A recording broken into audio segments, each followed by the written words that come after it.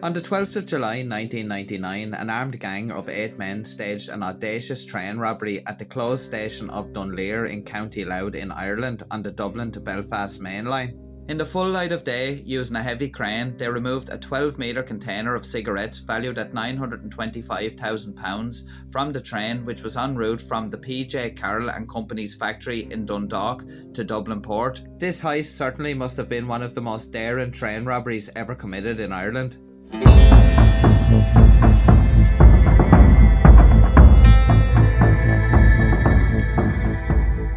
The operation began on the Monday morning, the 12th of July 1999, when a man claiming to be from a Belfast-based company telephoned the Dublin-based crane hire company, Crane Hire Limited. The man said that he needed to hire a crane to move a container off of a manhole cover at a site at Drogheda bus station as it was obstructing some builders. The mobile telescopic crane that Crane Hire Limited dispatched to the job weighed around 120 tonnes and cost close to £500,000. The crane and its operator arrived at the bus station in Drogheda at about 11 a.m. The crane operator expected to meet a representative of the Belfast company at the site, but instead he was met by a group of armed men. They put a gun to the driver's head and forced him to drive the crane some 16 kilometres north of Drogheda to the closed and secluded station of Dunleer. Meanwhile, other members of the gang had arrived at Dunleer Station, a railway station which was last used as a stop on the Dublin to Belfast main line in the mid-1970s. Once at the station, the gang had kidnapped the Irish Rail Permanent Way track walker who was responsible for checking the safety of the tracks on a daily basis. He was working on the line close to the station when an armed man ordered him to hand over the detonators he was carrying. These detonators are regularly used by permanent way workers to warn train drivers of an obstruction ahead and to slow down. They confiscated the detonators from the permanent way worker and placed 2 of them on the upline towards Belfast.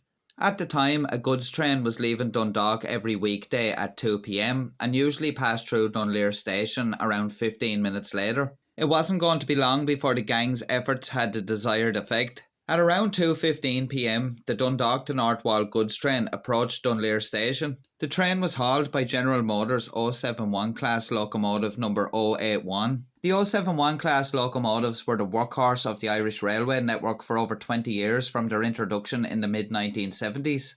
Currently, these locomotives remain in service on the Irish railway network, being mainly used on freight and permanent way trains. In 2013, an overhaul programme started for all 18 class members, which included an engine rebuild, refurbished bogies, new panels, new cabs and a new slate grey livery, complete with European numbering. As of September 2018, the entire 071 class had been refurbished. Class members that had been out of use for a number of years had been reinstated into service after overhaul. In 2016, several members of the class received a commemorative plaque beneath their handbrakes in recognition of their 40 years of service on Irish railways. Class leader locomotive number 071 was repainted back into its original CIE Supertrain livery of black and orange.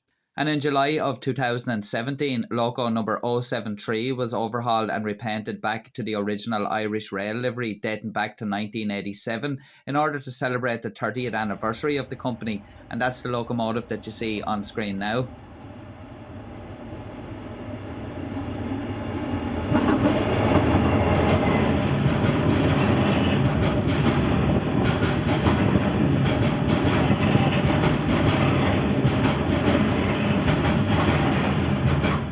So after that slight derailment there, let's head back to Dunleer Station. As the train approached and ran over the detonators, they began to explode.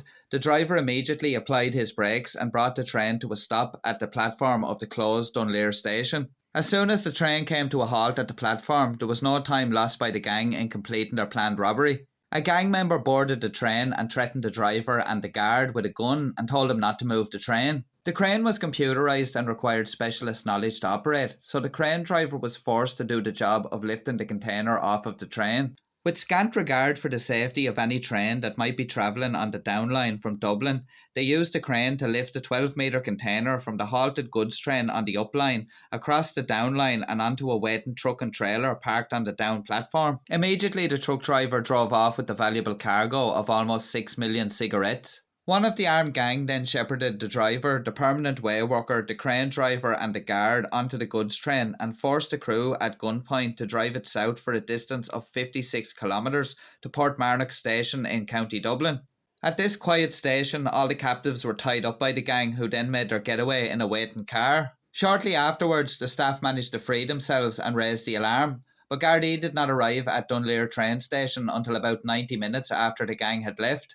Later that same day, at around 7 p.m, the stolen container and its trailer were located empty in a yard near Rathkenny in Slane in County Meath. No trace was ever found of the valuable cargo of cigarettes, nor was any trace ever found of the gang, and amazingly, no person has ever been charged with this outrageous robbery. According to news reports, the robbery was almost identical to one carried out 6 years previously at Dromiskin. Again, in that robbery, a crane was hired and then used to remove goods from a train. At the time, Gardaí were investigating the possibility that the same gang was involved in both robberies. Irish Rail launched their own investigation at the time, and a rail spokesperson described the robbery as a very worrying development. Detectives from An Garda Síochána and customs officers from Revenue mounted a massive investigation in the months following the crime. By the summer of the year 2000, Gardaí had conducted early morning raids that resulted in several arrests. Several suspects, who were all men whose ages ranged from 20 to the mid-40s, were held for questioning, though they were ultimately released without charge as files were then prepared for the Director of Public Prosecutions.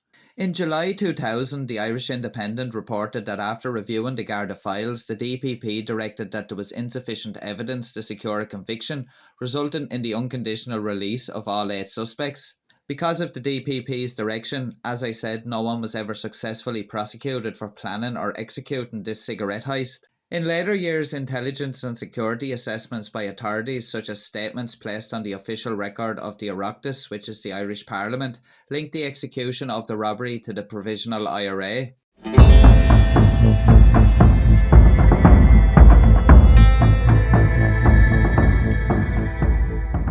4 frightened hostages, a hijacked crane, and a getaway that left the authorities completely empty-handed.